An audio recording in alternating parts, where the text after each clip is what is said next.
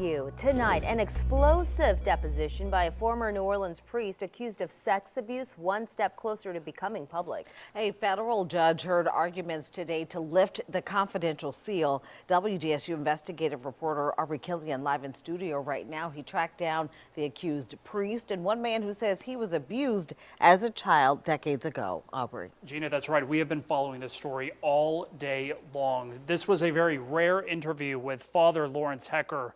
But first, one of his alleged victims is telling his story for the first time. If I would have only told somebody, maybe I could have prevented others to feel the wrath of Father Hecker. And I still feel that way today. The man you just heard from says the alleged sexual abuse by Father Lawrence Hecker started in the 1960s when he was in 8th grade. The atrocities that the Archdiocese and the Archbishop Maven have done to the victims and the survivors. Every Catholic in New Orleans should know the atrocities that was done against us. What makes somebody good or what makes somebody bad? I mean, there's good and bad in everybody. WDSU investigates. Tracked Father Hecker down Thursday. Have you ever touched a child? Oh my goodness. You mean touched a child? Have you ever physically or sexually assaulted a child?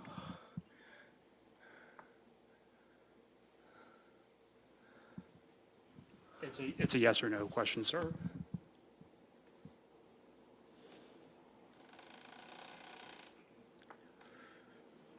I'm afraid there's some trick involved or something, so I just don't want to get involved with all this. So have you ever in your life as a former priest touched a child?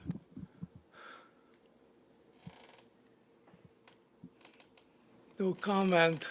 In federal court, attorneys for the Archdiocese argued whether a secret deposition by Father Hecker should be made public. What can you tell us about the deposition? Nothing. Attorneys for the Archdiocese say the recording is protected after they filed for bankruptcy. They said this is an attack on the Archdiocese.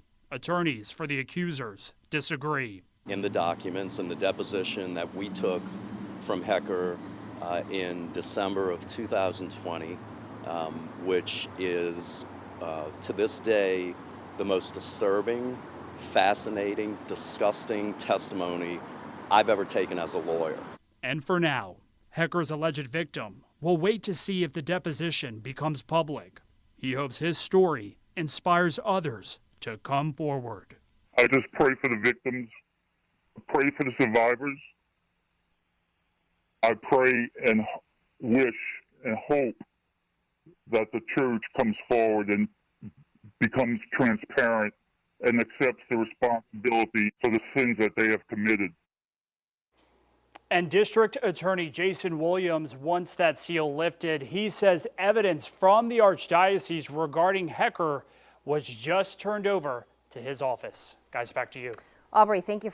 In 2018, Archbishop Gregory Amen named Father Lawrence Hecker on his list of clergy credibly accused of sexual abuse. Now in an exclusive interview with David Hammer and our partners at The Guardian, Hecker admits publicly for the first time to having sex with several underage boys. David Hammer joining us now in studio with a rare confession, and we want to warn you the details of the story may be disturbing. That's right, Cherise and Katie. Hecker has done several interviews in the past denying he ever touched children inappropriately, but then our reporting partner Ramon Vargas was able to get a copy of Hecker's confidential personnel file, including a staggering confession the priest gave to church officials in 1999. Again, we want to warn you, some of the details Hecker admits to may be disturbing. Father Lawrence Hecker is accused of sexually abusing more than a dozen underage boys. Aaron Aubry says he was one of those boys. In 1968, he says Hecker ordered him and other middle school boys to line up in the sacristy at St. Joseph Church in Gretna. And he proceeded to have us drop our pants and our underwear. And he decided to grope our genitals under the guise of giving us a hernia examination. In church files, Hecker admitted having what he called overtly sexual acts with underage boys. Those files had been secret until recently.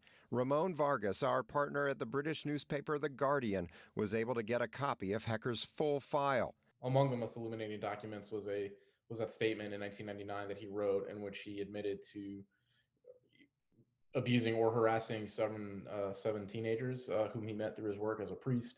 Vargas shared the document with us, and we went to Hecker's apartment with it to show it to the 91-year-old retired priest. In here, it's not just allegations anymore. Here you're saying that you did this, that you had simultaneous masturbation with someone who was under 16. You say about wrestling and touching. Evidently, yes. Do you remember these people that you describe here? You have, the names are redacted, but you say that there were overtly sexual acts with this person, but that person was 100% willing, and he was 15 to 17 years old, lived in St. Francis of Assisi Parish. Yes. Hecker has given several interviews since 2018, when the Archdiocese put him on a list of 57 credibly accused sexual abusers. But he never admitted it publicly until we confronted him with his own words. You say in here, for instance, that one of the people was willing, but he was a 15-year-old boy. Do you feel that a 15-year-old boy can be willing to have sex with an adult, particularly a priest? Right now, no. Definitely not. But why would that be different then than it is now? The way I see it now, I definitely understand, and I certainly would not do it now. But at the time, like I say, it was a sexual revolution, and people were saying, oh, look, we were bound all these years, all these centuries, now we're free, and I fell for that. Now, to be clear, what Hecker says there is not true. Adults were not free to have sex with teens in the 1960s and 70s. Carnal knowledge of a juvenile and sexual battery were crimes then, just as they are now. Coming up at 10, I'll have more from this confessed pedophile priest, including what he thinks of how the Archdiocese of New Orleans handled his case. Katie? All right, shocking stuff. Thank you, David. For the first time, Aaron Aubry is talking about what he says happened to him in 1968 when he was just 13.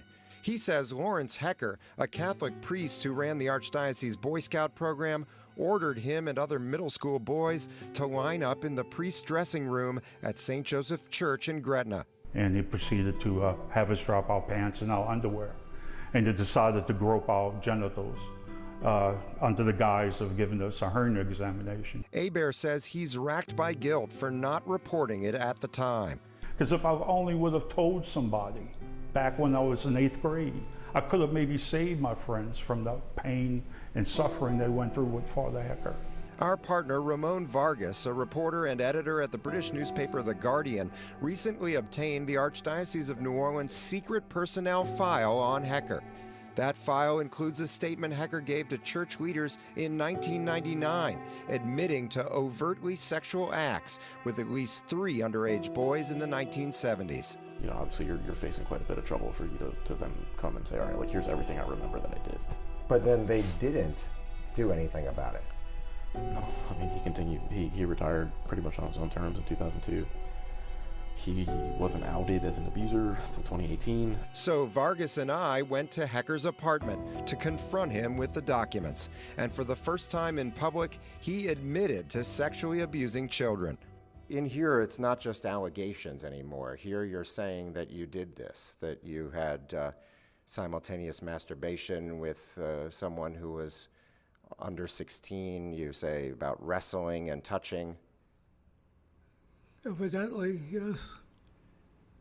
Do you remember these people that you describe here? You have, the names are redacted, but you say that there were overtly sexual acts with this person, but that person was 100% willing, and he was 15 to 17 years old, lived in St. Francis of Assisi Parish.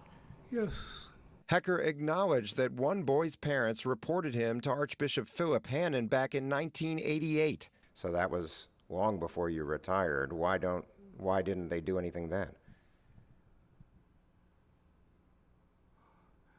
Evidently, Archbishop Hannon trusted me that what I said was true, that I would not be in any such circumstances. Do you believe that the Catholic Church is doing everything it can to protect its parishioners? Oh, right now, yeah, sure. But what about back then? I mean, 1999 wasn't that long ago. But we didn't know then what we know now. Actually, adults having sex with underage kids was a felony in the 1960s and 70s, just like it was in 1999 and just as it is now. But Orleans Parish District Attorney Jason Williams says he didn't get Hecker's personnel file from the Archdiocese until this June, after he petitioned the court to unseal Hecker's file. But if there's evidence in sealed records of an adult sexually preying on a child, I've got to investigate that, and it needs to be brought to criminal court. Do you believe that you should face any criminal punishment?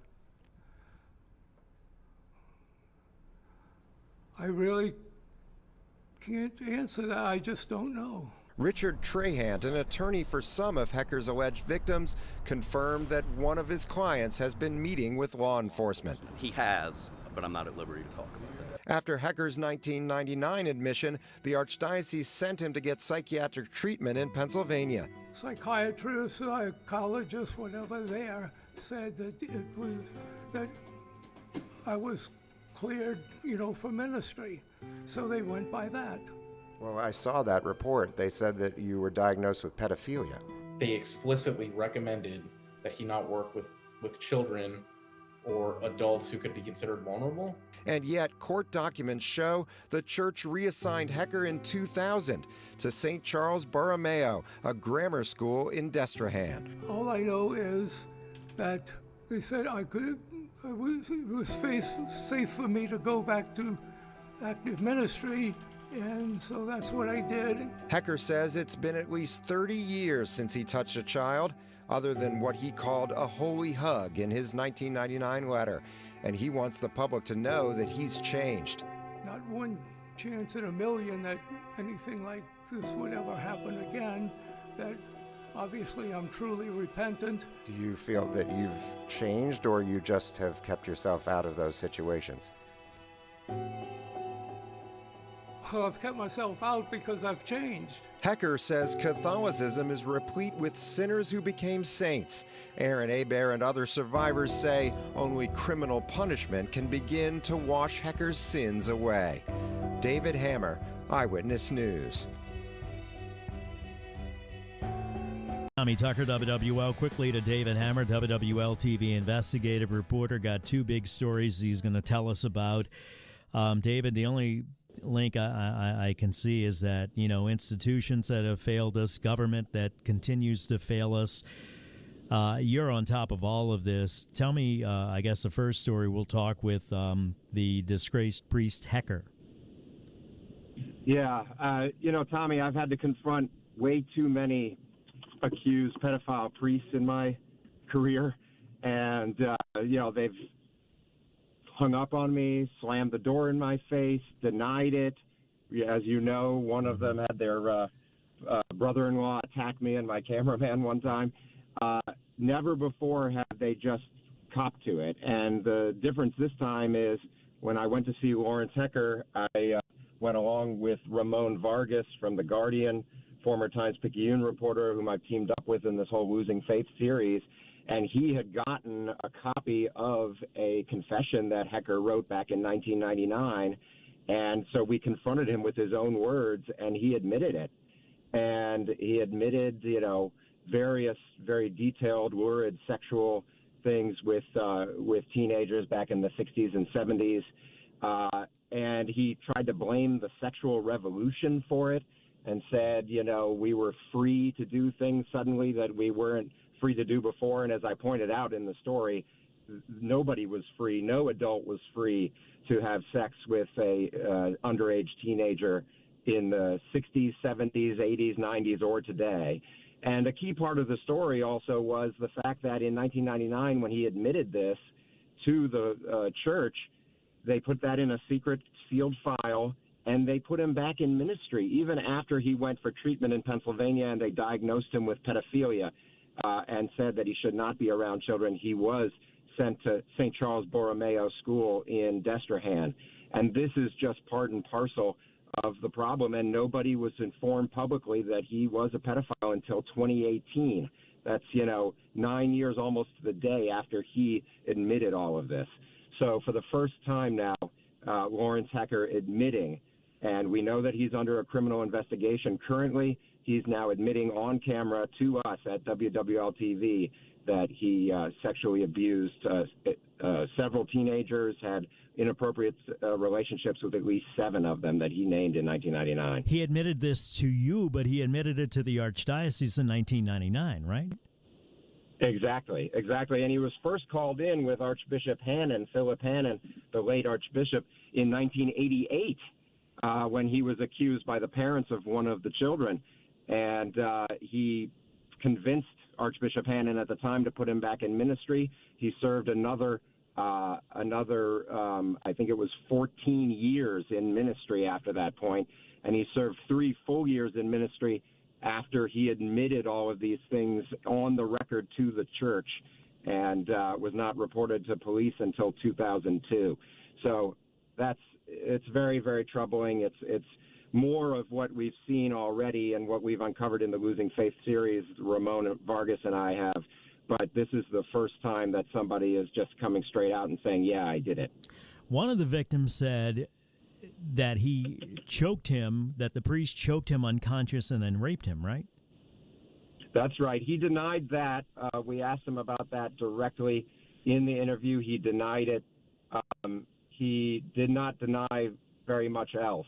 He admitted the things that he laid out where he was talking about overtly sexual acts, other things that I probably should not mention on the radio, very clearly sexual encounters with several boys. And, we're talking about people who were 15, 16.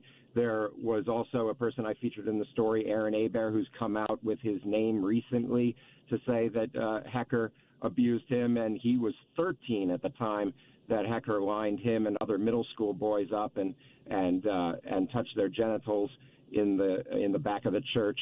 And, those are all things that were clearly illegal at the time. And he tried to play this off. He tried to play this off as the 70s or things were different then? Is that what you're telling me?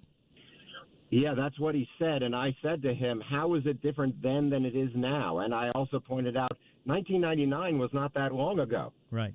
All the laws that are on the books now about protecting children, protecting rape victims, were all on the books since at least the early 90s.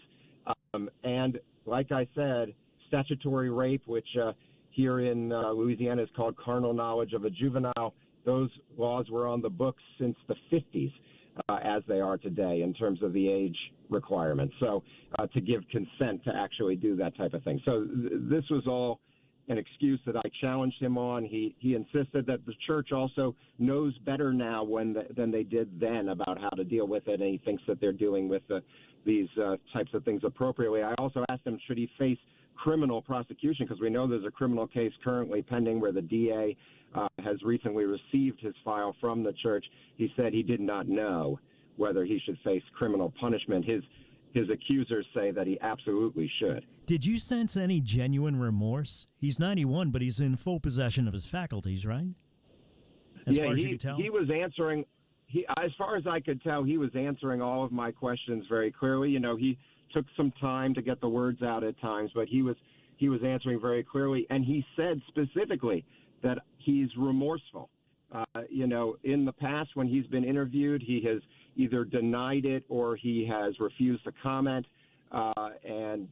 But this time he was confronted with his own words. He admitted it, and he said that he's obviously remorseful. He says he would never do that again. He says that he hasn't touched anybody for 30, 40 years and does not put himself in that position again. I asked him, have you really changed, or do you just not put yourself in that position anymore? And he says he doesn't put himself in that position anymore because he has changed, That's his explanation. Obviously, there's a science out there that says that pedophilia is not something that can be rehabilitated.